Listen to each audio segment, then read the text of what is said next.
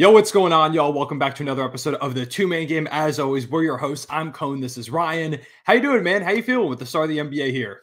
Not too bad, man. It's been pretty disappointing. It's really tough when your two best players aren't playing and you're supposed to get hyped up to watch your team play. Luckily, Tyrese Maxey's had a masterclass in the second half and overtime today to kind of make up for that. But it's just been really tough to watch, man. Obviously, the Thunder, they're missing, Hartenstein. But imagine if like Shea and Jalen Williams were out to start the year. It'd be tough as a fan, man. It would be tough, but they aren't, and the Thunder are looking amazing. If your team's not 3-0, sorry, I can't relate. But the Sixers did get a win today. It was a weird win at the end it was Haliburton hitting the double clutch three, and then you go to overtime, and like Maxey's doing his thing, and then you get to the end, and Caleb Martin thinks that the Sixers are up 3, so he fouls intentionally on the last possession, but they're actually up 2. So Haliburton, who's a great free throw shooter, goes to the line, and then he misses one, and the Pacers lose. It was this whole thing. Pacers 1-2, by the way, as well, joining the Sixers, but we'll get into that. So we want to go ahead and give you basically a quick overreaction to every team through the first. I think everyone's now played 3 games, at least 2 games, because I think I saw Miami was 1-1. I think the Wizards have only played 2 games. And I think Miami's only played 2. There's a few teams that have played only 2. The Knicks have only played 2 games so far. 2 to 3 games, basically. We want to overreact. Really, any take you have at this point is an overreaction because we don't have a big sample size whatsoever. But that's the fun of it here at the beginning of the season. So I guess we can kind of just go through the standings as they currently sit right now. Start at the bottom of the West and work our way up. Sure, yeah. You know who's at the bottom of the West right now? That's why I want the Denver Nuggets. The Denver Nuggets are man, it's almost like the guy who knows no ball knew some ball. Here I was thinking all the Nuggets unders, and you're like, no, man, a team led by Jokic can't be that bad. They 0-2, last place. 0-2. Ryan is right. They are last place. The first game was against the Thunder, and they got kind of ran off the court, which, the Thunder are really, really good. So that wasn't the end of the world, even though you were still like you would have liked to see the Nuggets compete a little bit more. Yeah. Because outside the first half, they just kind of got annihilated. And then they lost to the Clippers in a game where Jokic had a 40-point game. He hit 7 threes, and the Clippers didn't have Kawhi Leonard. Now, they are also up 10 right now on the Warriors, so maybe the Clippers are just more solid than we thought. They were also right. We had the Warriors as like a 12 seed. That's true. They did have a great first couple of games, though, and we'll talk about those. But yeah, the Nuggets have looked bad, and the big maybe overreaction is that they are their offense is going to be bad, just straight up bad at this point. They have no real three-point shooting, and this is something that I expressed concern with on my channel and on the podcast because they lost KCP, who was one of their more reliable guys. And as much as I love Russ, he's one of my favorite players of all time, Thunder legend, Thunder GOAT. He's not going to help you with the three-point shooting. Christian Brown is a three-point shooter. He went 1 for 1 last game, but that first game against the Thunder, they were just leaving him open. They were saying, if Christian Brown hits threes and beats us, we will let it happen. They were doubling off of him. They were even willing to double off of Michael Porter Jr. because he shot like 3 for 10 that first game. I think it was 0 for 6 in this past game against the Clippers. Like, nobody is really shooting. The only one who's not afraid to shoot, everybody's been hesitant. Russ has been the only guy that's been shooting with confidence. And again, as much as I love Russ, it's probably not good if he's the only player that's shooting with confidence. And of course, Nikola Jokic, like MPJ had a 3 where he pulled up and passed it to Aaron Gordon midair because he wasn't sure about it. They look bad to start the season. They do have an easy game to kind of maybe refix themselves a little bit. 2 easy games coming up against the Raptors and the Nets. But yeah, first 2 games, it's been disastrous offensively. I said all preseason that they had no depth and were lacking offense, and here we are. So it's not even. We knew that they lacked depth. We knew that the 3-point shooting was going to be a struggle. I just didn't think it was going to be this bad because they still do have Jokic and Jamal Murray and Michael Porter Jr. and Christian Brown hasn't been a great 3-point shooter, but he's been decent. And I was hoping somebody on the bench would pop so far, but so far, any minute that Jokic isn't out there, it's been awful. Like, they don't stand a chance. I was going to say, if Jokic is on the court, if not on the court, I think the Nuggets are like one of the worst teams in the NBA. I don't know if that's a hot take, but. No, I mean, I haven't looked at the direct numbers, but the eye test says that that's the case. Because and their bench is like disgusting too. Like, no offense, like you said to Russ, but he can't lead the bench. It's just not good offensively. Yeah, man. I don't really know. I mean, it might be over for us. It might be getting close to it. As much as that kills me to say, it just feels like over the past couple of destinations, he's tried to make it work. And he had some great moments with the Clippers, like defensively in that playoff series against Phoenix. But like, man, my guy just cannot hit a jumper at all. My overreaction is that Russ is not on the team come Christmas. Come Christmas, I mean, I guess if they keep going this way, it wouldn't be the most surprising thing. Jokic even admitted that they just can't shoot, which is true. So, yeah, I guess my overreaction is that this is going to be one of the worst three-point shooting teams in the league. I feel like they'll figure it out a little bit. Like, they're not going to be the worst team, but they might be close to it. Yeah. Moving on now, we have the Sacramento Kings sitting at 0-2 right above them. But I feel better about the way the Kings went 0-2. They lost to They've had 2 good games. Yeah, they lost to the Lakers and the Wolves, who are both seemingly good this season. I mean, the Lakers are 3-0 right now. The Wolves are 2-1. Really, my overreaction for the Kings is that the defense is going to be really bad again. There was signs of it being better last season down the stretch, but it's looked pretty rough. I mean, they gave up, what was that, I think 131 to the Lakers last night. The Wolves scored a lot against them. 117 isn't that ridiculous, I guess, but the Wolves don't seem like they're going to be this offensive juggernaut. They definitely weren't last year. But it's like nonstop walks the basket. It feels like last night against the Lakers, they lost because of a miscommunication under the rim where I think it was DeRozan and Fox thought they were switching, or one of them thought the other one wasn't.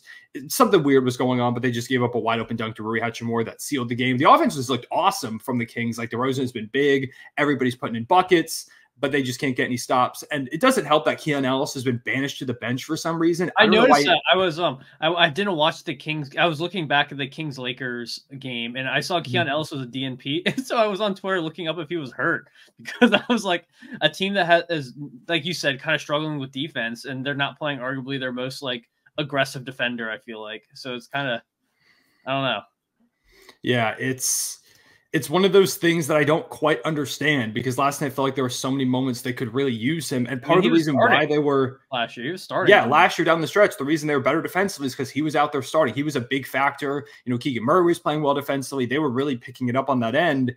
And now, second game of the season, and he's getting coach's decision DNPs. I just don't understand, especially when your depth feels pretty shaky right now. Yeah, we were talking about that. We didn't like their bench outside of like Monk and then maybe Herter if he bounces back. Their bench isn't like very solid. You have Alex Len getting minutes.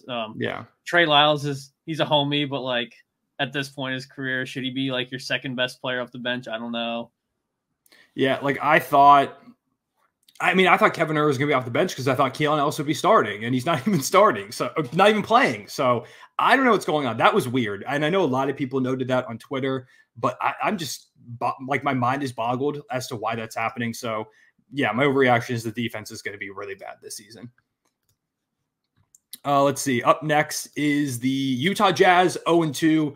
I don't have a lot to say. My takeaway, I did a one takeaway from every team's first game video, was that they're going to get quite a bit if they have a fire sale this season, because Walker Kessler's looked pretty good to start the season. Colin Sexton, Jordan Clarkson had a really good first game in particular. So yeah, I feel like if they decide to go ahead and blow it up and bring in some assets, they'll get a good bit of them. But they're going to be a bad team otherwise this season. It's going to be a rough year. They're going to fight for the bottom spot in the Western Conference, which is what they should try to do. So I'll be completely honest, man. I've not watched a minute of Utah Jazz basketball yet this year. I don't blame you. It's been rough.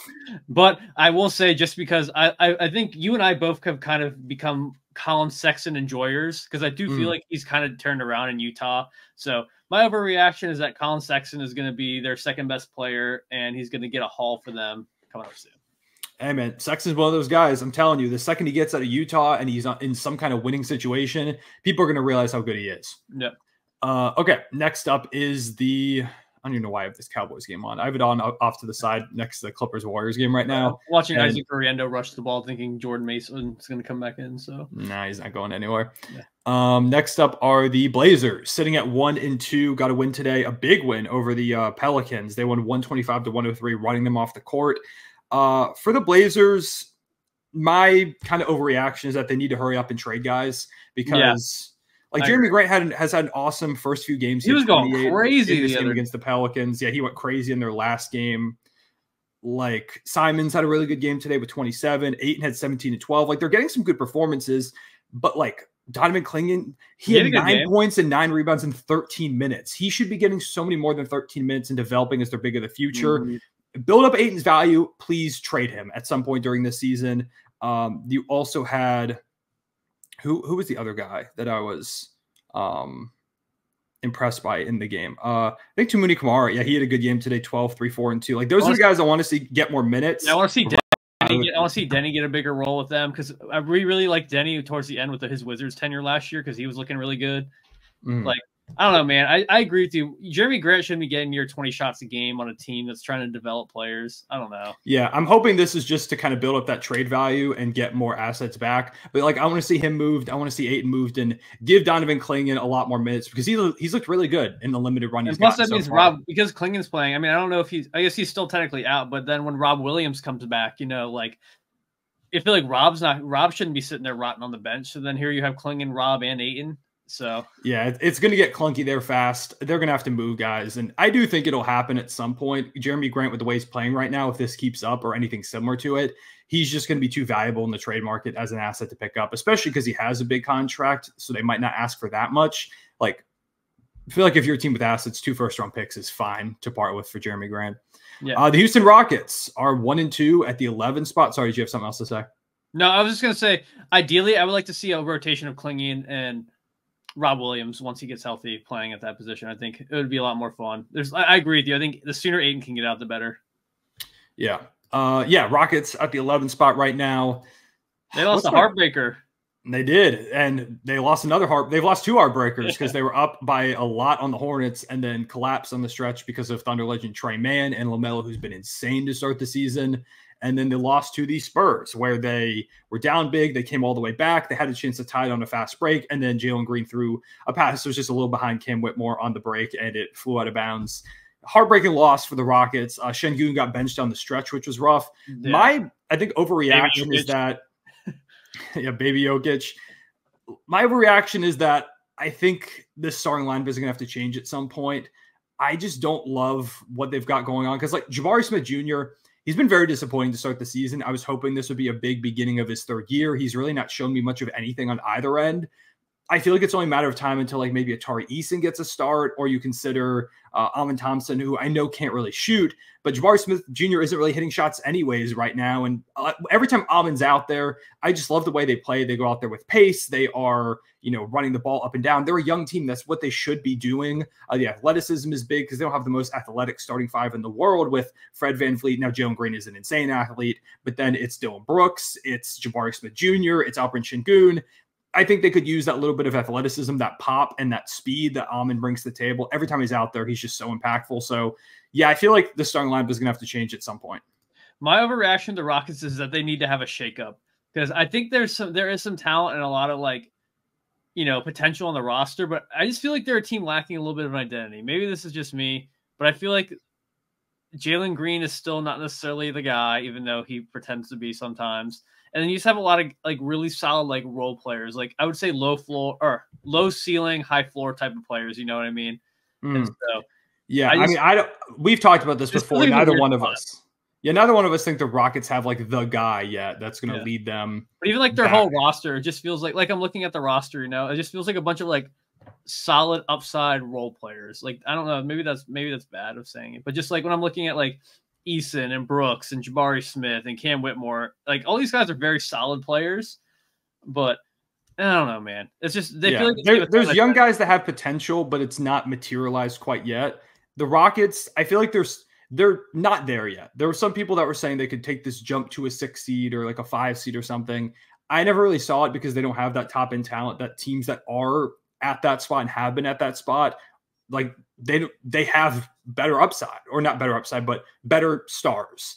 Like, they don't have, like the jump team of last year, the Thunder, they don't have a Shea. They don't have a John Morant with the Grizzlies trying to get back to where they were. They don't have a LeBron or an AD or even like a Zion or Anthony Edwards or Luka, yeah. Kevin Durant, like all these teams that feel like they're going to be playoff teams over them. They don't have any one of those guys. And I feel like until they get one, like, they can make the playoffs again, but I don't think they're going to be able to take that jump until they get that guy.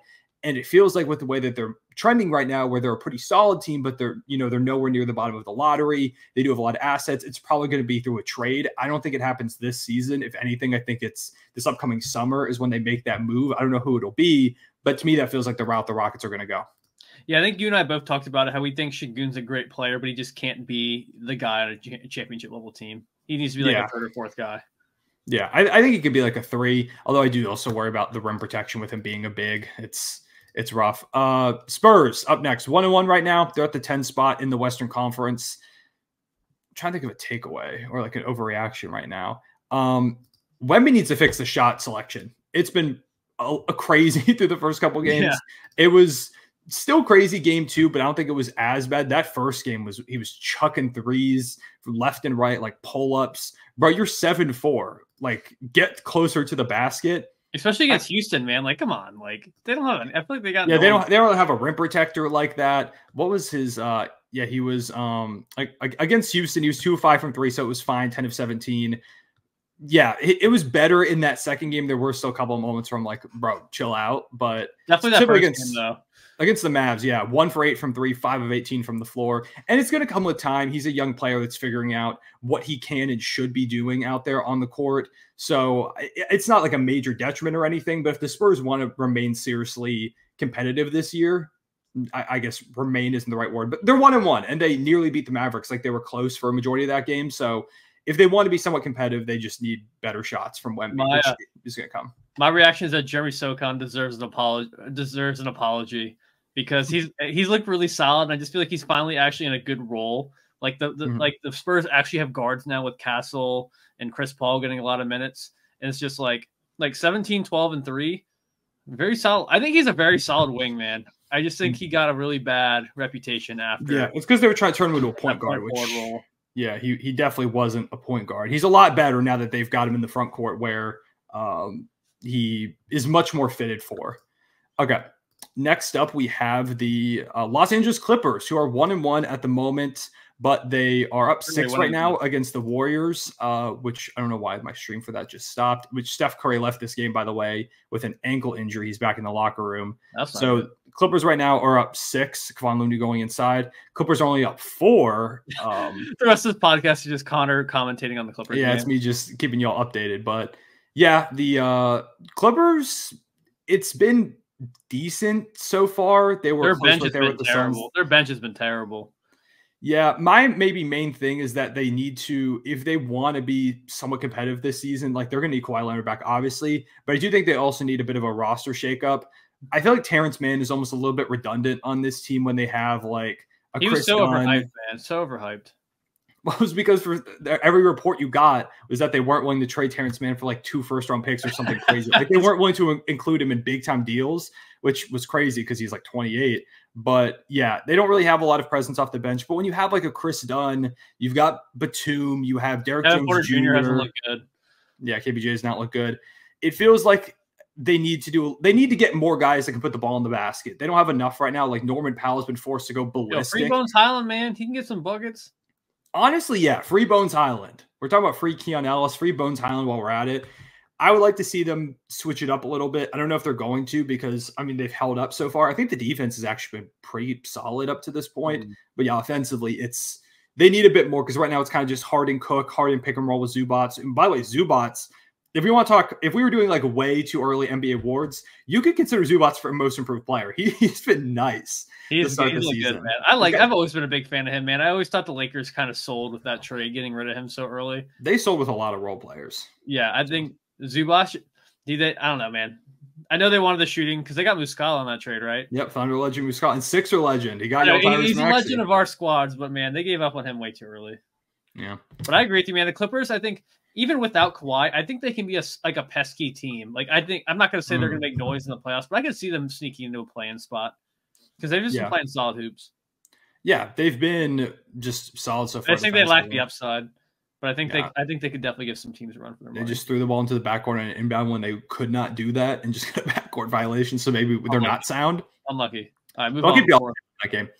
8 are the Dallas Mavericks, 1-1 so far, win over the Spurs, and then a loss to the Phoenix Suns, where they were down a little bit, or down pretty big for a lot of the game, but then they brought it back. It wasn't that big of a loss. Clippers only up 1 now, by the way, because of Andrew Wiggins, who we are going to talk about when we get to the Warriors. Yeah, 1-1 so far for the Dallas Mavericks. Probably my big overreaction is that I'm a little bit worried about some of the role players. PJ Washington, it's been a bad start to the season. Yeah. I've said before to you, and I believe on my channel in the podcast or whatever, that PJ has never been like a great career shooter. He's always been kind of streaky. He got really hot in the playoffs against the Thunder. Trust me, I know that. He did a pretty good job at the end of last season with the Mavericks. But he is somebody that isn't the most reliable shooter in the world, even though he definitely is a threat to knock those shots down. And when he hits a few, then he could really get rolling. I worry about their overall shooting and the overall ability of those role players to contribute with that. Najee Marshall's had a bad beginning to the year so far. He's missing like layups last night, hasn't hit really many threes. So I'm a little bit worried about those guys coming off the bench. It's not overall a massive problem for the Mavericks because, again, they're 1-1. It's not like they're 0-2 or 0-3 or 0-4. But even like the win against the Spurs, I would have liked for it to be a little bit more convincing against the Suns. I feel like that was one that they could have won, especially with Luka dropping a 40-point game. They just weren't able to pull it out. And I think a lot of that was because the supporting cast could, again, be a little bit of a concern. It's nothing terrible. Just doesn't look super sharp. I think my overreaction is that you can't overreact to the role players yet because I feel like there was a lot of moving pieces with this team. And I think a lot of people are still trying to find their role. So I think you got to give it a couple weeks because, like you said, you added Klay Thompson to this mix. You added Najee Marshall. You got Quentin Grimes now in the mix, who's supposed to be someone who could, get some buckets for you too. So I just think there were a lot of moving pieces. Like Derek Jones Jr. was an integral part of the rotation, and he's gone. So I think you got to give the Mavericks like a couple weeks, that Luka and Kyrie are going to be fine, and Klay will get his buckets. And then you also kind of have this. I think the Gafford Lively center rotation is interesting too, because it's really like a 50-50 between the two. I'm curious to see if one of them gets like that clear cut role, or if they keep going more 50-50 and whoever's playing better. Yeah. I just feel like the Mavericks need to find some consistency. I feel like it's just Luka and Kyrie and Klay are going to be in the lineup playing 35 minutes a game. And then what? You know what I mean? So I feel like they gotta find some roles. I think it'll be a lot of like last season. I think they got better in the playoffs is when like Lively started getting his minutes there. PJ got solidified the 4. Derek Jones Jr. became solidified the start. I feel like that's when the Mavericks started going on the run, when they started having those really defined roles and you kind of knew what to expect. So I think they're going to go through some growing pains. Yeah, it's going to take time. They've got a lot of moving pieces right now. The Wolves are 2-1 so far. They're sitting at the 7 seed. First game, it was kind of rough for Julius Randle. Last 2 games, he's looked really good. My big thing is that Anthony Edwards, I don't know, he is shooting so many threes. I think he shot 43 so far through his first 3 games, because I believe it was 15 first game and then 13 and then 12. Like, he has shot so many threes. I guess it's a point of emphasis. Like, they want him to take more volume. They want him to be that threat out there. And it makes sense. But honestly, I think he needs to be shooting less threes than that. He is such a threat to get downhill and attack around the basket, such an elite athlete. I don't mind if he's taking 10 threes in a game. I don't mind if he's taking like 8 threes in a game. But to take 40 over your first 3, I feel like, especially because he's sometimes just chucking them like it's like, oh, I got to hit my quota, and he's just throwing threes up there. My quota. It's probably just a start of the season thing, and it'll chill out a little bit as the year goes on. But yeah, I would almost like to see Ant take less threes than he currently is right now. It hasn't been a super detrimental thing for them, but I feel like it's such a valuable attribute of him to be able to get downhill and attack the basket the way that he does. So my overreaction is that Julius Randle has made Timberwolves fans not miss Cat that much, because I think Julius Randle's looked really good. Yes, he has been good. That game against the Kings, he looked like Cat out there. He was hitting a billion threes. So, yeah, man. I mean, he's been good. I'm happy to see that he's playing well. There were a lot of hot takes saying that Julius Randle was not that much of a downgrade to Cat offensively, and Timberwolves fans and like a lot of NBA people were pissed. Like there were some gross takes on the timeline. A lot of fight about that. So I do like that Julius Randle's been playing really good, because I do think people forgot how good he was just because the Knicks did go on that little run last year without him. And so it's cool that he's playing good. I do think, though, that the Wolves need to improve at point guard. Mike Conley needs to go. Ryan said Mike Conley's turned into dust. If you know, you know. If you know, you know. You watch the other podcasts. And Dante DiVincenzo's look pretty solid. Yeah, Dante's good. Suns 2-1 right now, 6th seed at the moment. My thing is the point guards have made a difference. They've been good. I think having Tyus Jones there has been, and Ryan Dunn, man, UVA legend. But yeah, like Tyus and Monte, I think it was the Lakers game. They ended up losing that one, but I believe the two of them played 48 minutes combined, and there were no turnovers between the two. KD and Book were turning it over a lot, but those 2 guys are taking care of the ball. Like, they've done a good job distributing. I've liked what Tyus has brought to the table. Offensively, I feel like they've been pretty solid. They're still like, it feels like they're still trying to figure out what's going on with everyone's shot diet specifically, because Book has been the first game he hardly shot. Great to start. Yeah, last game it was 4 for 12. I feel like they're still trying to figure out who takes shots when, because they now added this extra ball handler, and they now have, they've still got Beal, Durant, and Booker out there in the starting lineup. No more Grayson Allen is kind of that release valve. They're trying to figure it out. Also, Nurkic, I think, needs to go at some point. This is weird to say after he just had a really good game against Dallas, but I'm not a believer in Nurkic as their future big to help them win a championship. So. It does make me really sad to see how well they did against Dallas, and that was without Bradley Beal. Mm-hmm. And I just imagine if you had Bradley Beal's salary and you could kind of stretch that out amongst to some role players or a better if big. You had a really good center and another good wing with Bradley Beal's salary, the Suns would be disgustingly good. Yeah, Ryan's a Beal hater. I'm not a hater. It's just we both agree that it was a stupid trade.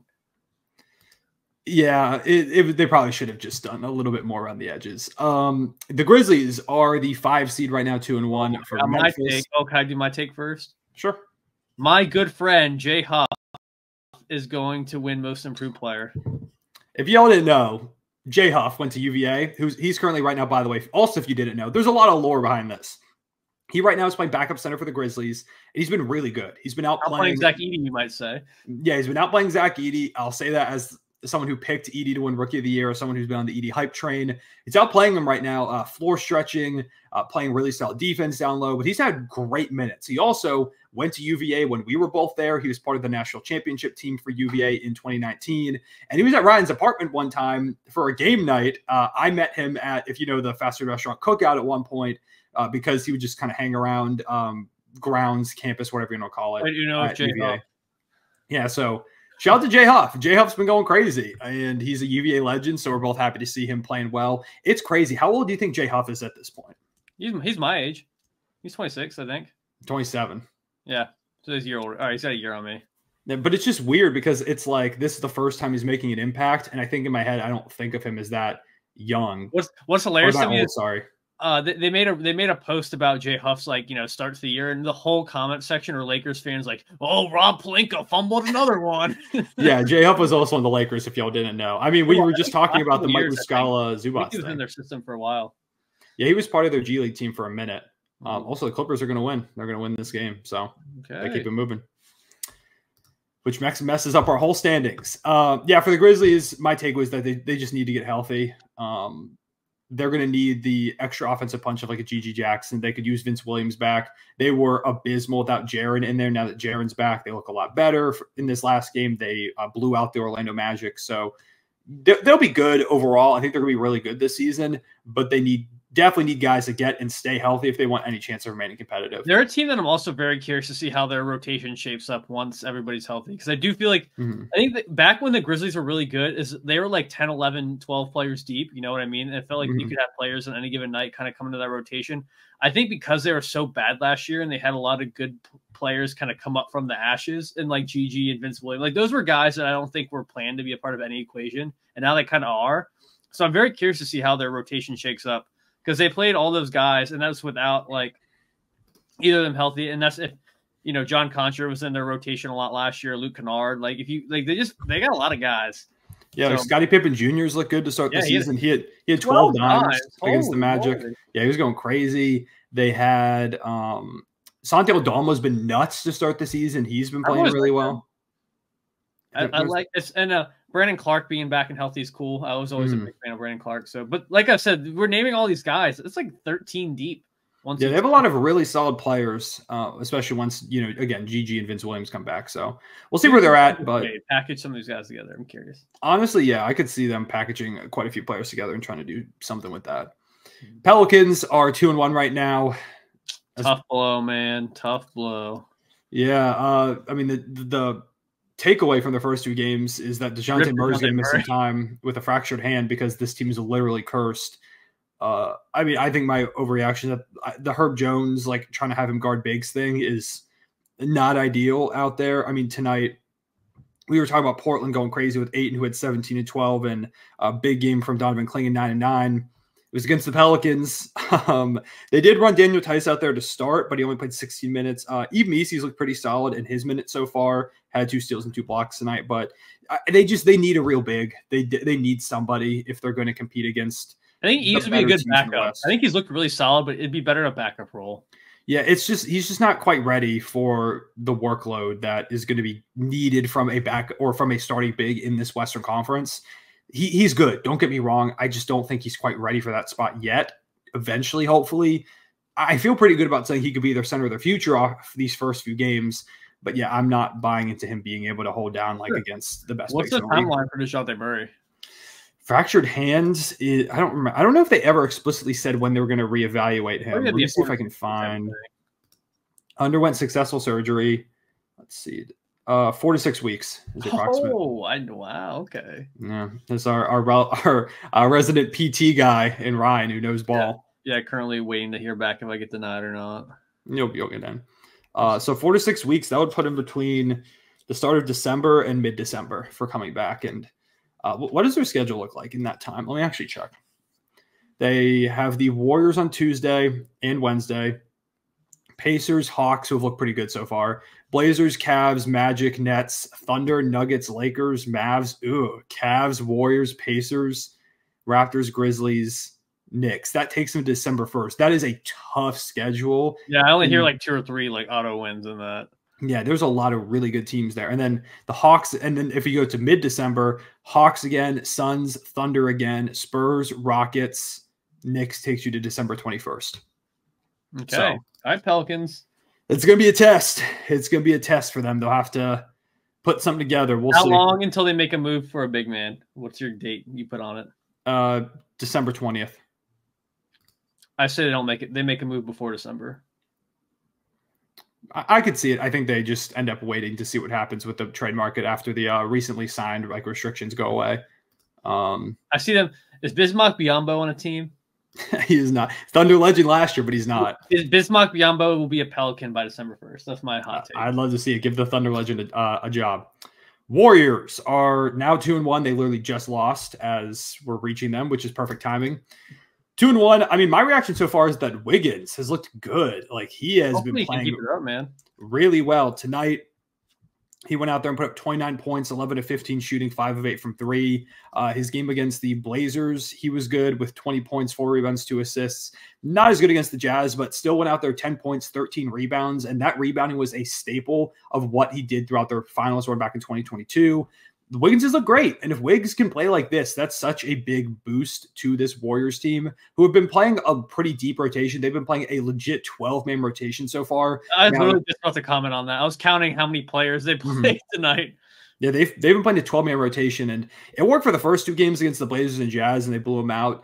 Against a better team, I don't think that's going to fly nearly as much. I feel like you can't get into a rhythm that way. Yeah, it's hard to kind of get going when you're on the bench or you're, playing like 15 minutes, 18 minutes. You kind of need to give guys a chance to get out there and hoop. So I don't think that's going to last. I think they'll stick with this 12-man rotation for a little bit, kind of figure out, okay, who's the best? And then maybe night-to-night basis, like this guy plays or that guy plays, but I don't think there's going to be 12 people consistently playing nightly because, again, it worked and they blew out the Blazers and Jazz, but tonight they play even a semi-decent team in the Clippers and they lose. I'm not saying it was all because of the 12-man rotation. Like Steph did miss the end of this game, but I just don't think it's as sustainable with that many guys playing. But shout out to you want a fun fact? They didn't have a single player play more than 30 minutes. I know Steph probably would have if he didn't get hurt. How many minutes did he end up playing? 26. 26, yeah, he would have gotten there because he got I think it hurt like towards the 9-minute mark of the fourth quarter, I think. I might be misremembering that. But that's insane to me. And even with Steph Curry getting hurt, not a single player playing more than 30 minutes in a close game. Like, I get that might happen in a blowout, but that's like Draymond only played 26 minutes, 49 seconds, 29 from Wiggins, who was their best player tonight. Mingo only played 22. Yeah, it's like they've got some good depth. Also, Buddy Hield only 11. Buddy Hield had the regression game that I know you were waiting for as a Sixers fan after watching him, where the first couple of games, his per 36 stats through the first 2 games, I think he was averaging like 56 points per game. But yeah, I don't think it's quite going to last. This game, he shot 1 for 9. Yeah, the Warriors are one of those teams I wasn't a big believer in going into the season. They've been good through 3, but I still think they're going to come back down to earth a little bit. I think so too. I think they're gonna be arguably the busiest team, like wheeling and dealing wise. I think they've got too many players. Yeah, I think they're gonna make some moves. All right. My Oklahoma City Thunder 3-0 at the moment. Overreaction is they're overrated. No, I'm just kidding. Overreactions are winning 70 games. Nah, they've been looked really good though. I mean, they haven't even been playing that well, it doesn't feel like. For the first halves of all these games, it's been like, like they're doing all right, they're playing well, it's nothing too crazy. And then like the third quarter, they just blitz the other team. And next thing you know, you're blinking, they're up 20, they're up 30. You want to tell the audience our Hawks story from a couple hours ago? Oh yeah, the Thunder were down 9, and I was like, the Thunder are 1,000% going to win this game by double digits. Like, I'm not even worried about it. And I told Ryan and our friend Nick to go ahead and bet on it. I was like, bet Thunder win by 11 plus. I guarantee it'll happen. And I don't know if either of them followed me. I know Ryan did. Nick did. Nick did good because I was like, this is obvious. But I bet on Dylan Johnson. He's trash. We'll get to him. But. And then the Thunder won by 24. Like, it was so easy. My overreaction is the only 3 big men I would take over Chet Holmgren right now are Joel Embiid, Nikola Jokic, and Anthony Davis. That's it. Nobody else. Dang, dude. That's a crazy take. Listen to Chet's numbers through these first few games. In fact, let me find the tweet specifically. He right now is leading the league in rebounds and blocks per game. 13 boards, 4 blocks, and he's averaging 24 points per game on 57% shooting. He has been otherworldly through these first few games. And the first game was against Jokic and the Nuggets, so he was going up against a great big man, and he played amazing on him. Last 2 have been against the Hawks and the Bulls that aren't that crazy against bigs. But even still, it's like those games without even his three-point shot falling. Against the Hawks tonight, he hit 3 threes, so it's back in business. But he's just being aggressive, attacking downhill, getting through the lane. He looks stronger. He looks more aggressive. There's really nothing opposing bigs could do because he's just so much faster than any center you really put out there on him. That's part of the appeal of what he brings to the table. Is it's like, people go, oh, the center's going to be too big for Chet. Okay, but then they're too slow to guard him on the other end. They can't do anything because he just gets right by them. So my take is that Chet is probably the 4th best center in the league right now. And by the time February comes around, it's not even going to be a conversation about if Chet should be an all-star or not. He's going to be one of those people that is written in as a lock. I think there's a better chance he starts in the All-Star game than he won't because of fan voting, but maybe is more deserving of starting in the All-Star game than not being on the roster at all. Okay. All right. I'm going to do, just because you're glazing the heck out of your Thunder. That's what I do. I know. I'm going to give you one overreaction bad take. I think that they need to get another scorer, at least for like a bench, because I just feel like because I know Chet's scoring has been really good, but I think we can both agree it's probably going to regress a little bit. But I mean, he hasn't even been hitting his threes yet. Okay, I don't know if he's going to score 24 points per game. Yeah, I was going to say, I think, how much did he average last year? Like 15, 16 points a game? Oh, 19. Was it really that? Okay. Actually, no. Sorry. I was thinking of Dub. Dub averaged 19. Chet average, I think, 16.5. Yeah, okay. 16.5. Exactly. So I think a little over 20 is very reasonable, but I do think between because you have on the bench, I'm just looking, you have Wiggins, Caruso, Kaysen. I don't even know who this is. Mitchell. Did you draft this guy, Mitchell? AJ Mitchell, yeah, we drafted him, so he's been playing some minutes to start the season. He was end of first-round pick, or sorry, second-round pick. I think if the Thunder make a deal, it needs to be for someone off the bench who can get you buckets.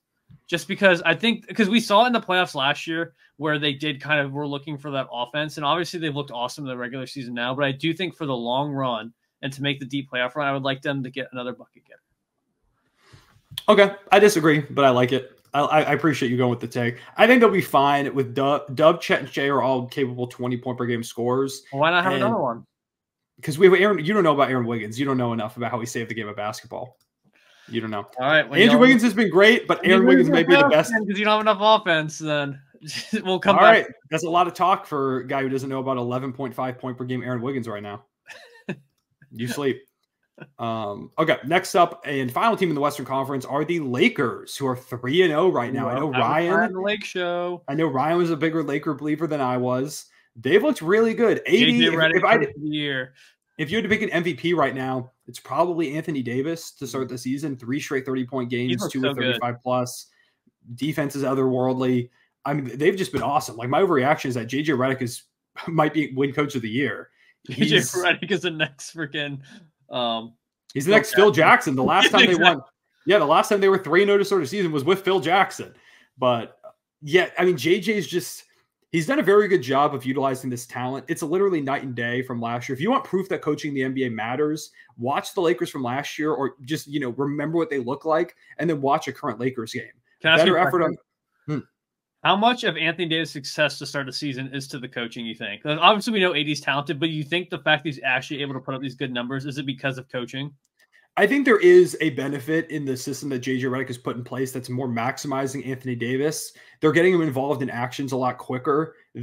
I'm sure you remember this from last year. You remember all the times where the Lakers would like walk the ball up the court and all of a sudden there's like 8 seconds left on the clock and they've done nothing. They're kind of just standing around. They did a very stagnant offense last year. And then D'Lo hooks up a 3. Yeah, they weren't doing anything. So now there's a lot more motion, there's a lot more screening, and it's just giving a lot more opportunities for AD to be the rim runner that he is, the dominant guy going downhill, because they're running like 2 to 3 screens, drag screens flaring out to get guys open, and then the defense sometimes is overcompensating or over-rotating on that, and suddenly AD's wide open down low for a dunk. He's able to just go ahead and turn around, hit a mid-range jump over a smaller defender. He has been really, really good, and I do think the coaching has been benefiting him. It's like a little bit of both. At the moment, I would say he's also been used more as a hub. They've been getting him the ball and letting him kind of pick apart the defense any way that he can and running around him in triple handoffs. There's just so much more motion and action in this offense. It's ridiculous how different it looks from last season. And like the Lakers legitimately look good. They've beaten 3 good teams with the Suns, the Wolves, and the Kings. All 3 of those squads I projected to be in the playoffs. So, yeah, I'm curious to see how they play against some bad teams. I hope, because I feel like the Lakers are a team that sometimes plays down to competition. Yeah, I mean, we won't see that for like the next couple of games of the Suns and the Cavs. Then they have the Raptors and Pistons, so we'll see on that front. Then they have the Grizzlies. They have y'all on November 8th. Raptors, Grizzlies again, Spurs, Pelicans, Jazz, Magic, Nuggets, Suns. It's a pretty even mix between not great teams and pretty good teams. But so far through the first 3 games against good teams, I've been very impressed. This hasn't felt like a fluke. Reeves had a really good game the other day, too. That's another guy. Like, he's been able to – he looks more like the Austin Reeves that there were people last season saying, oh, could Reeves be an all-star? Could he be an MIP guy? Austin Reeves. What'd you say? Said superstar whistle, Austin Reeves. Yeah. Like, he's – he's not going to – funny. Like, how does Austin Reeves have bronze whistle? End of the season, he literally – not last year, but the year prior. Like, he literally had the LeBron James – it was like if you gave – I'm trying to think of somebody who, I mean, Embiid, like it's a lot of free throws. It's like if you gave Embiid's free throws to a role player. It was crazy. So he's looked just a lot more. He's not going to be an all-star in MIP or anything like that. But he looks a lot more like the player that I think people were hoping for last season this year because of the way that JJ Redick's been using him. And he's just also been good in his own right. And I feel like part of it also is just buy-in with the coach. Like they're like, hey, we can do this. Like the environment feels good. There are good vibes around the Lakers. And I know that's not like a statistical thing you can measure, but everything just looks so much more enjoyable right now. It looks like everybody's having fun. I don't know. It's good vibes. Or it's the Bronny James effect. Bronny James has never lost an NBA game. Let's talk about it. Now, when he gets sent to the G League, if the Lakers start scuffling. Yeah. Bronny James is holding the team together. Has he been put back in ever since that first game or no? No, he hasn't played again. They got the photo up and they took him out and he hasn't played again. All right. Let's move on now to the Eastern Conference and we'll go through this quickly because I know Ryan needs to get to sleep. Yeah. Let's see. I'm going to do something real quick. Okay. I don't think people realize I have a job. And so I think we got a comment on the last video saying, why is Ryan so tired? Or why does he have some yawns, man? A lot of times when Connor and I record these, I work 10 hours and I get up at 6 in the morning. I'm sorry if I look a little sleepy. I'm doing my best. Connor might be able to do this for a living, man, but I'm a working man. Yeah, my job is basketball talk, so it's a little bit easier for me. My hobby is talking about basketball with Connor. His job is to talk about it with me. Ryan's hobby is to hate on random players and hate Aaron Wiggins, apparently. What's another player you hate? There's someone that you're like notorious for hating. Why am I forgetting who it is? I don't remember. You can let me know. We'll see if it comes to you. The Pistons are at the bottom of the Eastern Conference. Nothing's new. But the thing is, they look a lot better. Like this is nowhere near the 0-3. Better. I think we both said that. I think we both agreed that they were going to be better, but still bad. Yeah, it's not going to translate to a lot of wins right away. But, I mean, they look worlds better. They lost by 6 to the Pacers. They looked a lot more fun. 12 to the Cavaliers. That game wasn't that close. And then the Celtics last night, they gave up 16 threes in the first half to the Celtics. They were on pace to break the three-point record or maybe even tie it again like they did at the beginning of the season. And the Pistons just turned it up. Like, they played so good over that second half. Jaden Ivey was great. Cade Cunningham. They brought that game all the way back. And they were, I mean, even when there was 16 threes in the first half, like the Pistons were right there and playing close because they were putting up a lot of points themselves. They've looked really, really good. And it makes me sad that they're 0-3 because they have been way, way better than they were last season. Like, the record is not indicative of a lack of improvement. It's just indicative of a tough starting schedule. Like, the Celtics, the Cavs, and the Pacers to begin your season is really tough. Once they start playing more of those teams that are kind of around their level, like they'll play the Nets here in a few days. They'll play the Hornets and like the Hawks, and I guess the Rockets are better than them. But like, they will play teams that aren't these conference final squads like the Celtics and the Pacers were. The Cavs feel like they'll probably be a top 4 seed, you know? Yeah. I have 2 takes about the Pistons. Jaden Ivey has looked very good. He has looked really good, which is awesome. I'm a big Jaden Ivey believer. We love Jaden Ivey over here. I picked Purdue to win my March Madness bracket, and it was named after Jaden Ivey when he was there. So I always have a little soft spot for him. Mm. And then Tobias Harris has been putting up the most mid stat lines of all time. It's just hilarious to see him doing it in a different uniform. I knew you were going to comment on the Tobias Harris numbers. Like, I'm looking at the Cavs game right now. He shot 10, 5, and 4. The only difference was he was getting paid $35 million to do that as a Sixers third best player. So 10, 5, and 4. And then what did he do today? It was also really mid. I was looking at it. Or yesterday. Let's see. Yesterday against the Celtics, the numbers were extremely mid. 8, 11, and 3. Another 18% shooting. -12 plus minus. So. Yeah, he shot 46% game 1, 33% game 2, 18% game 3. I mean, if he continues that pace, he's going to shoot 9% the next game. I mean, if this isn't people said Sixers fans were too hard on Tobias Harris. He's playing trash on the Pistons, man. I don't want to hear it. Next up, we have the Malik Beasley has looked good. The Wizards are up next. They are 0-2. I think my take was they're going to be the worst team in the NBA. Like, they've looked bad to start the season. I will say, Jordan Poole, it's been a pretty decent start. Yeah, man, he's looked pretty good. He only had 14 and 6 against the Cavaliers, but against the Celtics, he was going crazy. And it's just looked a little bit better. I think he's going to be bad, and that the Wizards are going to be pretty bad. But, you know, it's one of those things that's expected. So, Bilal Coulibaly, great last game. Maybe the best game of his entire career in game 2. Let me find the exact numbers because I got it believer. I'm pulling it up. He shot 23 points, 6 rebounds, 9 of 16 shooting, 4-9 from 3. I'm telling you, bro. I've been a Bilal believer. He was one of my favorite players in his draft class. We love to see Bilal Coulibaly going crazy. Who's this George fella on the Wizards? Who's this? Keshawn George. He was one of their draft picks as well. Okay. For a second, I thought it was Keontae George. I was like, what the heck did the Jazz trade him? Ryan, you missed something big that began the season. Apparently. I'm also very curious. I was just laughing because I obviously didn't watch the Wizards games. I think it's hilarious that Jonas Valanciunas is on their squad. I just think it's so funny. It is such a weird thing that's happening now that Jonas Valanciunas is there. Okay, up next we have the I went away from the standings. So we go back because I was looking at Bilal Coulibaly numbers. Worth it. The Pacers sitting at 1-2. I can't believe they lost to the Sixers today. That was that was a rough loss. We talked about at the beginning of the show. They were seemingly in the driver's seat for that game and then went ahead and fumbled it away. Yeah, Haliburton was better in this game. Still bad, though. I mean, still shot under 50%. I don't know. And only 2 dimes? Like, come on, dude. You're supposed to, like, this guy was averaging, like, 15 assists a game for a stretch last year. Like, yeah, it's weird how much he's had the ball in his hands a lot less than it felt like he did last season. Like, he's getting out-assisted by TJ McConnell. Like, come on, dude.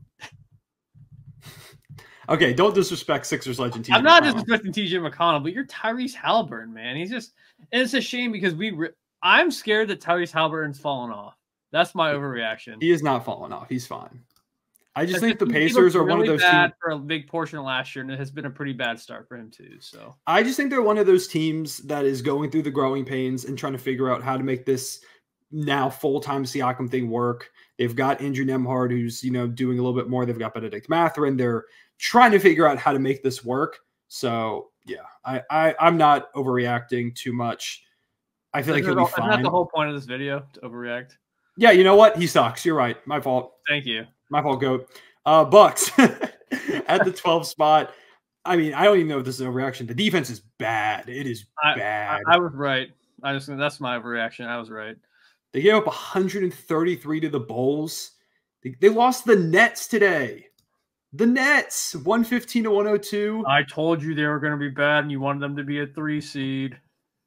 Okay, well, they have the same record as the Sixers right now, who you also and their two best players haven't played. So exactly, that would be like if Giannis and Dame didn't play, and you're like, oh, whatever. You know what I mean?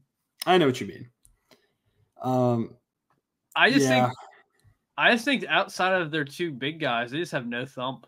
And then like you said, and then the defense is also bad. You can't have no offensive firepower nor you know what I mean? Mm-hmm. Yeah, I don't really know. Like, why else would you roster a guy like Taurean Prince if he's not going to play defense? You know what I mean? I don't really know where they go from here, because if this thing doesn't turn around at all, it's like you don't really have assets to improve this team. Does Doc Rivers keep his job? If it's, let's say it's January 1st, they're under 500. Yeah, Doc Rivers their coach. Just because they gave him, for some reason, like a 5-year contract. So if I don't they think fired Doc Rivers, that is the finesse of the century. I'm just going to put that out there now. Hey, Doc stays getting a bag. Doc Rivers and Tobias Harris were part of the same franchise for a little bit, and they learned how to get the bag from each other. I think they were in cahoots. I think Doc's coaching the Pistons somehow. They're in cahoots. In cahoots. I could see it. I could see a world where they're in cahoots. Yeah, I just feel like this defense is, I don't know how it's going to hold up. If you're losing to like the Brooklyn Nets, if you're giving up 133 to the Bulls, maybe they figure it out and it solidifies a little bit, like when Chris Middleton comes back. But I don't think he's helping your defense that much. Yeah. If anything, it's worse because it's a, you know, his ankles are messed up. You know what I mean? Yeah, he had double ankle surgery in the offseason. It's weird. The East as a whole is weird right now. Y'all are up next at the 11th spot, 1 and 2 right now. I'm not gonna lie. We definitely should have beat the Raptors because they were missing RJ and Emmanuel quickly. That was kind of a bad loss, even though we're still missing Embiid and Paul George. I think we should have won that game. Mm-hmm. But I think the Sixers, outside of their two guys who haven't played yet, I think they look okay. I think once Embiid and Paul George get in that mix, they're going to look really good. So I also think they look all right. Maxi's been rough to start the season in terms of his efficiency. Especially the first couple of games where he was chucking up bricks. It looked like it was just like boom, boom, boom, boom. He was chucking that thing. It looked like one of those games. There's been a couple games. I'm a Russ fan, so I know it keeps coming up in a negative light. But there were a few games like when Russ would just go ahead and say, I'm going to empty the clip. And he would shoot like 12 for 40 or something like that. Maybe not that extreme, but it would be like a ton of shots. The efficiency is really rough. And in the end, we would usually get a win because those were also points where we had like no help on the team for him. So he would just empty the clip. That's how it feels right now with Maxey. And honestly, I'm cool with it. If you're the star, shoot a billion shots. Go for it, man. The thing is, he kind of has to when you have Eric Gordon as probably your number 2 option, him and Oubre. So, I mean, like, I understand. But I really think I think Caleb Martin has looked really good. It's crazy to me. Had a great game today. It's crazy to me to see a role player in the Sixers get 12 rebounds. That is crazy to me. Yeah. Drum God, 17 boards. Got a big steal down the stretch of this game as well. And I understand his stat lines haven't been great, but Yabu also adds a new type of player the Sixers really haven't had off the bench. And so, I don't know, man. I'm really excited to see how the roster shakes up once Embiid and Paul George get back. And even my boy McCain had some good minutes today. So, shout out to Joe McCain. I am a little sad that Ricky Council has been kind of banished to the DNPs, but other than that. Yeah, it's tough. We're both Ricky Council fans here, but it's one of those things where I just feel like he doesn't really have I just don't think he's going to play that much over Oubre or Martin, who are better wings, or Kenyon Martin, who's shown a little bit. And like Yabu's had some really good minutes. That first game against the Bucks in particular, he had a few steals, he had a few rebounds, some hustle plays I really liked. I'm also with you kind of on that boat. I like the Sixers supporting cast, and I feel like once Embiid and Paul George are back in the lineup, I think if one of them's back, this team looks really good. Get one of them back. Never mind. They're both supposed to come back next game, right? Yep. And also, one thing I want to throw out there too, and obviously Drummond's playing, so he's getting a lot of boards, but this is the best rebounding Sixers team I think I've ever seen. Like, the Sixers have been really known to get out-rebounded. I think you can relate because the Thunder were kind of in that same boat last year. But the Sixers, ever since I've been a Sixers fan, have always been a bad rebounding team. And so it's just kind of, it's just like, that's what I'm saying. Like to see like Oubre grab 8, Martin grabbed 12, Drummond got 17, you know, even Yabu off the bench got 6. It's just like not something I'm used to seeing. And I think it's pretty cool. Yeah. I think that's just a testament to the personnel. So yeah, I think the Sixers supporting cast is one of the better ones of the Embiid era. And I mean, grabbing a win here is big. You know, get one while your 2 guys are gone. It would have been nice for them to be 2-1 against that Raptors team, but I mean, you'll take one. The Hornets are up next, 1-2. I think the big thing is LaMelo has been insane, like ridiculous. LaMelo, if healthy, is all NBA first team. That's my pick. Don't say first team. Yep, that's it's overreaction. I think it's okay. Well, that's just insane. No, it's not. Yes, he's all NBA first team over which of these guys? Shea, Luka, Embiid, Jokic, Giannis. Embiid apparently is not going to play, and then Jokic. Okay, then take him last seed. So I mean, Jokic and Giannis are bottom 2 seeds. So I mean, Anthony Davis right now. I know. That's why it's an overreaction, man. But you know, my overreaction was going to be LaMelo is all NBA when healthy. That was going to be my whole overreaction. That's a fair take. I think that's just a fair take.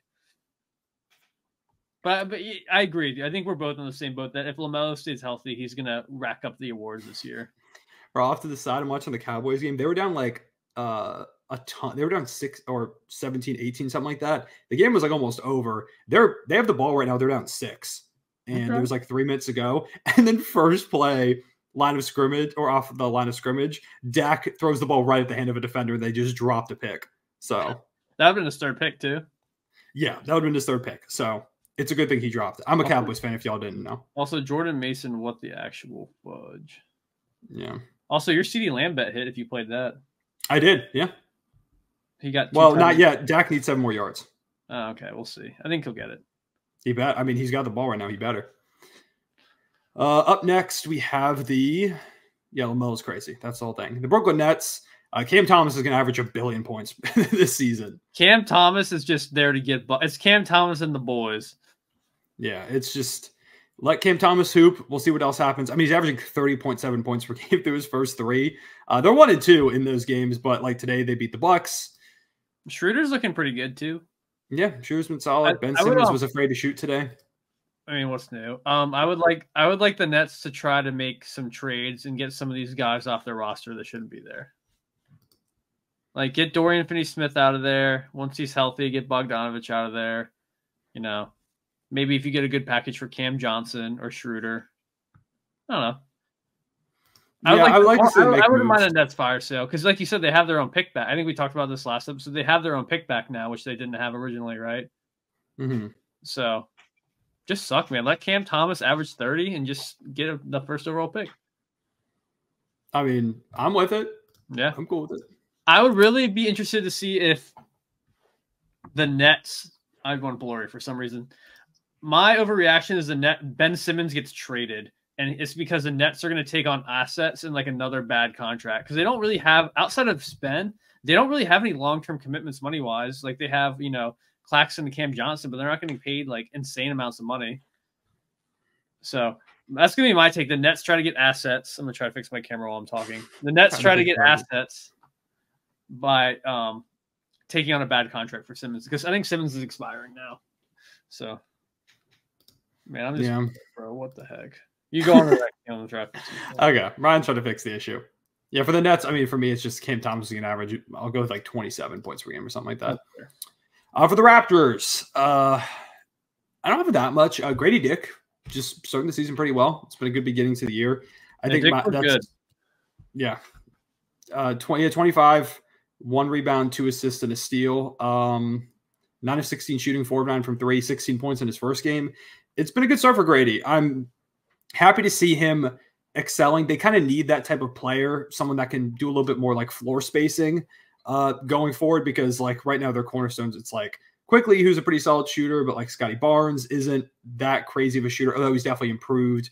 RJ has been hit or miss. They need somebody that turns into kind of that do-it-all offensive wing, and it feels like Grady could become that type of player. So, yeah, I mean, it's been a good start for him. I'm excited to see what he can do going forward, and it feels like if there's going to be a bright spot this year, Grady will be part of it. I mean, first 3 games, 16.3 points, 37% shooting from deep. So I like how Agbaji is getting a role with them too, because I feel like I was kind of surprised. I thought the Jazz kind of banished him a little bit, Mm. I feel like because I remember when he got traded to Utah, I thought he was going to get, some decent looks. Yeah. And then he just never really got it. So. Yeah, I'm happy that the Raptors feel like they're just kind of become like, remember that show Foster's Home for Imaginary Friends? That's kind of how it feels like the Raptors are, where they've just taken on like all these random guys from across the league. It's like, oh, it didn't work out for RJ quickly in New York. Like, we'll take you. And Agbaji, you can come over here. It feels like they've kind of done a little bit of that. Which... Also, I clearly know no ball because I thought Utah drafted him, so I know no ball. I swear he was with another team before Utah. Oh, well, no, he was the Cleveland Cavaliers drafted him. That's what I thought. Yeah, the Cavs drafted him and then trade him in the Lowry Markkanen, Donovan Mitchell trade. Yeah. But still to my point, I thought with Utah he would get a big role, and he never really got it. And I think he's currently averaging 27 minutes a game, so it's like his most so far. So good for him. I always liked him coming out of Kansas. I liked him. Next up, we have the Bulls. I don't have that much to say. My kind of takeaway was from my video that I made recently was that the Bulls are going to get at least a first-round pick for Zach LaVine this season. That he's looking better. Because he's looked good. So I feel like my other take is that they could get a first for Lonzo Ball. He's also looked really good to start this season. If LaVine can continue to play like this, if he can stay on the court, I think there's a world where LaVine does get them a draft pick, a first-round pick at the deadline this season. And that would be big for the Bulls to have kind of fumbled everybody's trade value. So if they could reclaim a little bit on that front, that would be pretty successful for them. So we'll see. What are your thoughts on Giddey so far with the Bulls? It's been kind of rough. He had a decent game against the Thunder, but it's just like whenever you look at the plus minus, the on-off numbers, they don't reflect super well on him as an impact guy for the team. So yeah, I don't know. I don't think he was going to be the MIP guy people were expecting. I think it's going to take some time if he ever does kind of gel with that squad. I don't think he's looked terrible, but it's definitely not been the best start in the world, I would say. Did you think the picture of him and all the boys was kind of cringe, or did you like it? They've done that with, I think they did it with Trey Mann. They did it with Eugene Omoruyi after a game. They've now done it with Giddey. It just kind of seems like the team was really close. And I feel like that's just something they've decided to do with anybody. And I will say one thing for Giddey that's been big so far is he's shooting 44% from three, 2 of 6 from deep against the Thunder, 2 of 2 against the Bucks, 0 of 1 against the Pelicans. So, he's gotten some threes to go down, which is big. If his game's going to develop, he's got to hit those shots. Yep. For the Knicks, I don't really know. It was a tale of 2 games. The first game they had no offense. Yeah, first game they were abysmal. Second game they were nice. Yeah, I don't really know where to go with the Knicks. I think maybe my overreaction is that people are overreacting to the Knicks. In what kind of way? Like good or bad? In a bad way. I feel like people, the second they lost the Celtics, are like, oh my God, the sky's falling. They're actually not that good. This is a problem, this and that. And then they blew the Pacers out of the water. So, I don't know. I feel like people overreacted a little bit. Even maybe I overreacted a little bit. Maybe my overreaction is that Mikhail's fine. Like people were talking about the jumper. I was talking about it was hilarious. Yeah, I think you had kind of a viral tweet making fun of it. Yeah, because I called him Mikhail Kid Gilchrist. So it's you trade 5 first for MGK or MKG. When you trade 5 first for Machine Gun Kelly, man, that's rough. The wrong one. But yeah, so I think they'll be fine. Like Mikhail's jumper is good. It's looked good after that game. Even halftime of the Celtics game afterwards, it looked really nice. So yeah, you have anything for the Knicks? Not really, man. I think it's going to be more time. I am really worried about their bench, man. I think it's going to be really bad. But I've had thoughts about them starting Deuce McBride over Josh Hart to kind of have Josh Hart be that guy off the bench who goes. I don't hate that. But even then, they don't really have – I think Mitchell Robinson coming back will be helpful. But yeah, I think when Mitchell comes back, it'll help. They definitely need to get one more guy, though. The Heat are currently 1-1. My takeaway is that the offense is still going to be a problem for this team. They put up 114 against the Hornets. Against the Magic, it looked horrific. Better against Charlotte, but that team's not very good defensively. Last season, when anytime they faced a good defense or just in general, the offense was really rough. Mm-hmm. They've been trying to do like this 5-out thing where they don't really have the dribble penetration to make it happen. So yeah, it's one of those things where I think the defense is again going to be pretty good, but offensively, I have worries about them. The Heat are I feel like they're stuck in purgatory. They're in the purgatory of solid. Mm-hmm. But I don't think they're going to be much better or much worse. I don't know.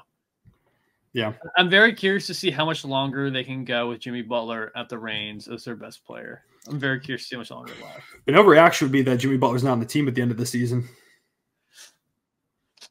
I agree. I think there was a report from Mark Stein, it was today, who said that if Jimmy Butler becomes available, Houston is a potential suitor for him, which kind of goes back to what we were talking about earlier, where we don't think they have a guy. Now, I don't know if Jimmy Butler at like 40 billion years old is the guy. Memphis. I've thought about Memphis before. It does feel like they're a spot where we could see a start. The only thing is, I don't think they have any way to make the money work. They're not going to give up Bane or Jaren in that trade. They shouldn't. Yeah. So I don't think they have a way to make the money work. But Houston, I believe if they put together Dylan Brooks' money and like Fred VanVleet's, they can make it work. Hold on. How much does Jimmy Butler make? Jimmy Butler makes like $50 million, I think. I'm going to look at the. All right. How much does Marcus Smart make? Marcus Smart makes around $18 million, I want to say. All right. You put that, Brandon Clark, and Luke Kennard. I think you're close. Oh, Mark Smart makes $20 million, dog. No, is it? It's probably one that goes up as time goes on. So if you're up to $41 million, you're up to $42 million if you do Brandon Clark, Marcus Smart, and Luke Kennard. You could throw in like John Contra, and then you're up to like 50. So I mean, there's a chance. I mean, I guess if you can make it work, I don't think it's a bad idea necessarily. You can run out a lineup of Ja, Bane, Jimmy, and I guess Jaren and Edey. Jaren and J Huff. Jaren and J Huff. You know what? You're right. My fault. That's a good ass lineup, I think. That's a good lineup. It's a good lineup. The defense is crazy there, although the shooting is concerning. Although J Huff's the best shooting big of all time, so we're fine. Yeah, definitely put him down. Now we have the Hawks, 2-1 right now. They looked pretty solid. My reaction is they're better than last season. Here's my thing. Trae Young is a lot better than I think you talked about this a ton, but just him and DeJounte Murray not working as a pairing. And I just think it's freeing up Trae Young to kind of operate the offense as he wants. I think the team still, it's not like they got rid of DeJounte Murray. Now all of a sudden they're good. I still think they're going to be pretty mediocre and battling for like that last playoff spot. But I do think Trae Young, for his agendas and him as a player, is going to look a lot better with that. And freaking Jalen Johnson needs to learn how to play basketball again because he got paid and he's been absolute doo-doo. So he needs to learn how to play basketball. Yeah, it's not been a great start for him so far. Maybe one of my biggest ones is Dyson Daniels has been awesome to start the season. Offensively, he's looked all right, actually.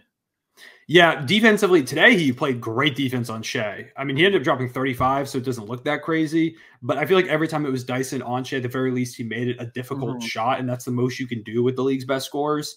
He was really competing. And then, yeah, offensively, he's knocked down a few threes here and there over the past couple of games. He's done a good job of handling the ball. He's had some really good moves. He had one move I can't remember if it was transition or the half court, but he was running down the lane and hit like a little bit of a spin and a flick up and in. I think it was over Chet too.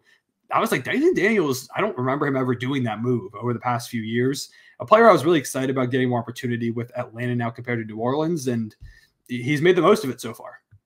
Oh, what about your take about Rookie of the Year that you were telling me before the show? I mean, Reese Shea wasn't getting any love for Rookie of the Year, and he's been one of the better rookies so far. Now, the efficiency over the course the first couple games was rough, 36%.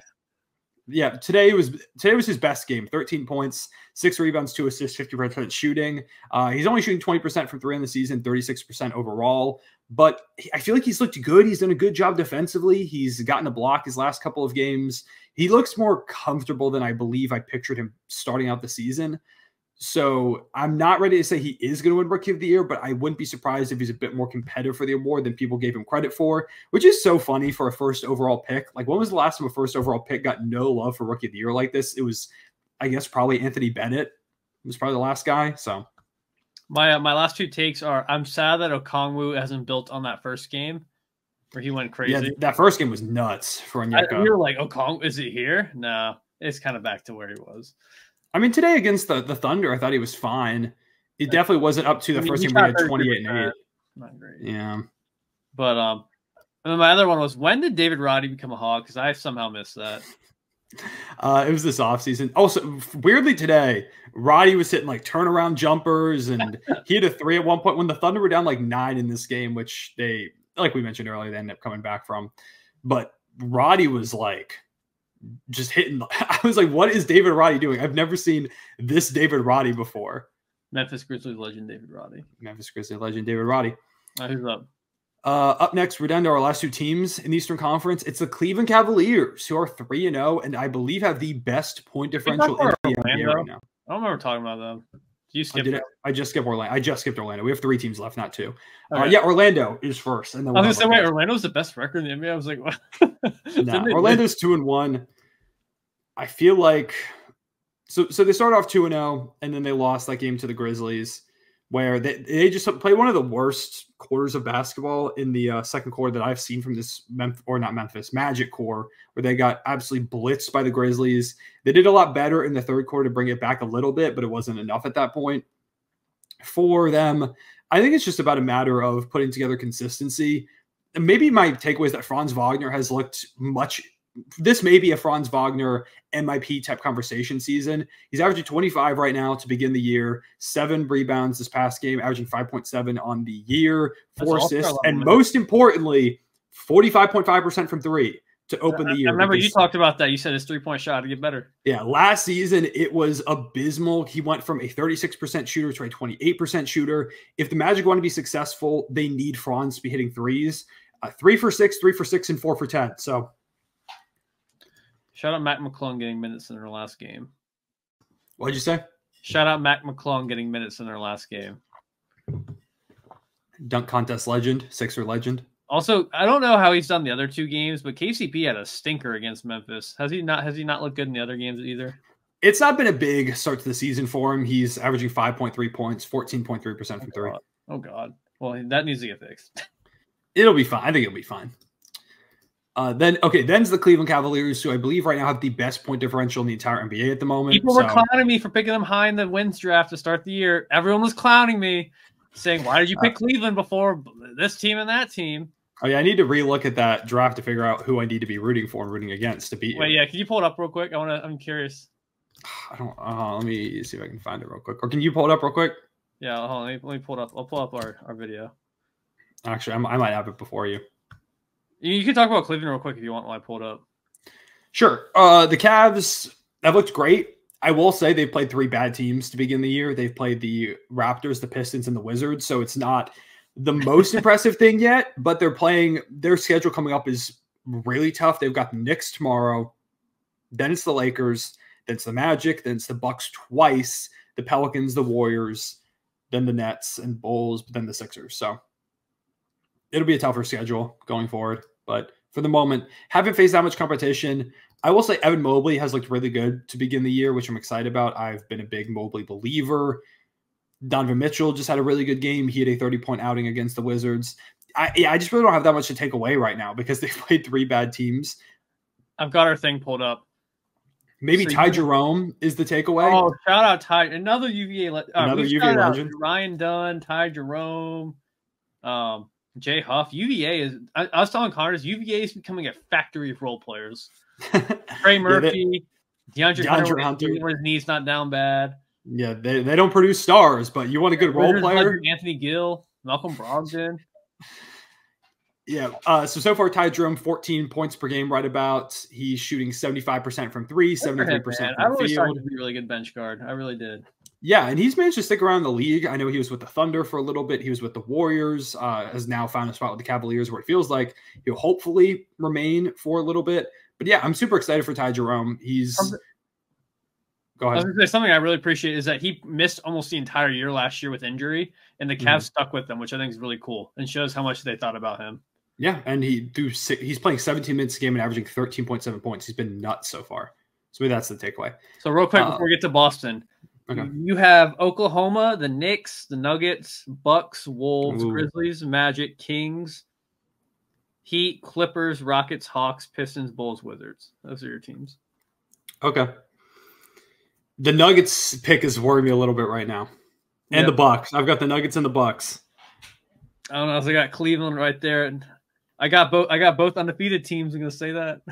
I got the Thunder. They're undefeated. That's all right. Both Eastern Conference. Is anyone else in the West undefeated? The Lakers. Oh, Yeah. I got them too. Oh. Right now, Ryan's going crazy in the draft. Ryan's kicking my butt right now. Everyone was clowning me. I hope I win. Just like I'm gonna make a montage of all the comments of people clowning my draft if I somehow beat you.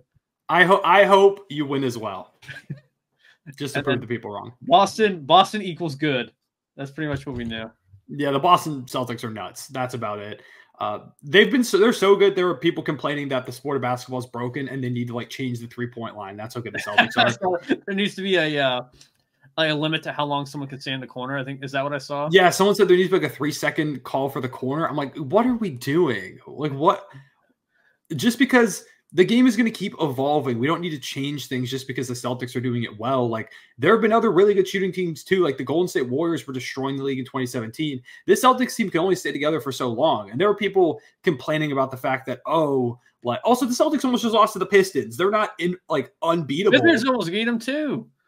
Well, in the first quarter. Yeah. They went down by 20. If the game ended after the first quarter, it was a really close game between the Celtics and the Jordan Wizards. Poole would be all NBA first team. It would be. Because he's going crazy. Yeah, just a 1-point win for the Celtics. And LaMelo. And LaMelo. But like, there are also people complaining that everybody plays the same. It's now just, find the best 3-point shot and everything. Like, do you watch other teams? The Thunder shoot a good number of threes, but a majority of it is Shea attacking downhill, kicking to the guy on the cut like a Chet Holmgren pick and roll or guard-to-guard pick and rolls, or Shea's taking pull-up threes now, but he's a mid-range maestro. Like, they play like that. The Nuggets can't shoot threes, so they have to play differently at this moment. Like they physically cannot shoot threes. The Lakers have Anthony Davis destroying people on the inside. I don't know what you're talking about when you say the Magic definitely don't play like that. The Sixers don't play like that. The Sixers have Joel Embiid go out there and just what did you say? Wolves have Julius Randle. That's true. They do. The Celtics don't have Julius Randle. But like the Sixers, they get it to Embiid and Maxi's running up and downhill. Like there are so many different ways teams play. I just don't know what you're talking about if you say that every team plays the same. I feel like that's a super ignorant, reductive view of the way the basketball's played right now. The 3-point shot is highly important. It's more important than ever, but that's just the evolution of the game. Not every team is just mathematically hunting threes the way that the Celtics do. That's their strategy. And I mean, they won a championship. It's worked. They've looked really good, but it's not the reason they're really good isn't because they do that strategy. It's because they have the talent in place to execute that strategy. They've got just because the Celtics are shooting a billion threes, also people are complaining like, oh, the Celtics shot 61 threes. The game is broken. The only reason they shot 61 is because they had the 3-point record right in front of them. And they just chucked up the worst threes you've ever seen at the end of the game. Like if we go to how many threes did they shoot against the Pistons? How many threes were they shooting in that game? Against the Pistons, which was a close game, they shot 48, which is still a good number of threes, but like, it's 13 less than 61. And in that one, they shot 22 of 48. They're just a really good shooting team. And that also, they took 42 twos. They take a lot of threes, but it's like kind of a 50-50 split. I don't know. I feel like people are overreacting a little bit. I think the Celtics also just have a lot of good offensive players. And so the defenses often collapse. Especially also it's like they're sending a lot of doubles at teams too, so probably not a lot of good defenders, so they're having to play a lot of help, and so it leaves a man open for three. It's just kind of, I guarantee you those numbers go down as they play better teams because they've also had pretty easy schedule to start. Yeah, like I feel like people are just so overreacting to.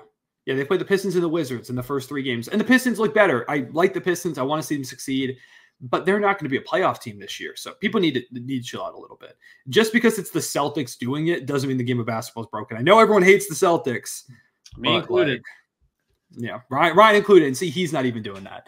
But anyways, that's every single team through these first few days. We appreciate y'all watching. We're going to go ahead and wrap up so Ryan can actually get some sleep. If you made it to the end of the video, drop a takeaway about your favorite team down below in the comments. Also drop I'm trying to think of something that happened in this video that they could reference. Drop if you think LaMelo is going to be first team All-NBA. Yeah, drop a LaMelo Ball's first team All-NBA in the comments down below if you made it to the end. Also, sorry, not to interrupt you. Something I really like in our other videos, and I wish we said this in the beginning, was comment something that we said that we didn't actually say just to rile up people in the comments. Yeah, if you made it to this point, make sure to do that. We appreciate whenever you all do that. And just for the future, you can continue to do that because we will embrace it. Yeah. Oh, yeah.